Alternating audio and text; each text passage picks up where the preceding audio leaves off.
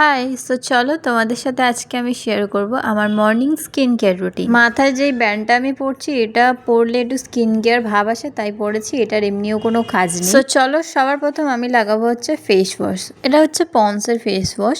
So এটা হচ্ছে মুখের মধ্যে হালকা করে রাব করতে হবে 5 থেকে 6 মিনিট। এটাকে হালকা করে মালিশ করতে হবে মুখে, তারপরে মুখটাকে ধুয়ে নেবো। এটা ইউজ করার পর কোনো স্কিন কেয়ারের দরকারই পড়ে না, তাও করতে হবে। তো মুখটাকে মুছে নেওয়ার পর আমি লাগাবো হচ্ছে সিরাম। এটা হচ্ছে মিনিমালিস্টের ফেস সিরাম, যেটা আমি একদম ছোটোটাই অর্ডার করি অ্যামাজন দিয়ে। তো এখন যেহেতু গরমকাল আসছে, সো এটা আমি ইউজ করি, কারণ গরমকালে আমার মুখটা প্রচণ্ড পরিমাণে কালো হয়ে যায়।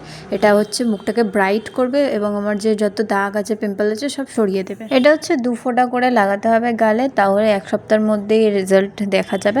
এটা হচ্ছে 2 বার ইউজ করতে হবে, একটা ঘুমানোর আগে আর একটা হচ্ছে ঘুম থেকে ওঠার পরে। ফেস ওয়াশ করার পরই এটা ইউজ করতে হবে। 1 উইকের মধ্যেই এর রেজাল্ট দেখা যাবে। আর হচ্ছে সব থেকে বড় কথা, এটা অল স্কিনের জন্য। এটা লাগানোর পরে আমার মুখটা হালকা শুকিয়ে যাওয়ার পর আমি লাগাবো হচ্ছে ময়শ্চারাইজার। আর এই পন্সের ময়শ্চারাইজার আমি অনেক জায়গায় দেখেছি, অনেককে ইউজ করতে দেখেছি, তাই আমিও ভাবলাম আমিও ট্রাই করব।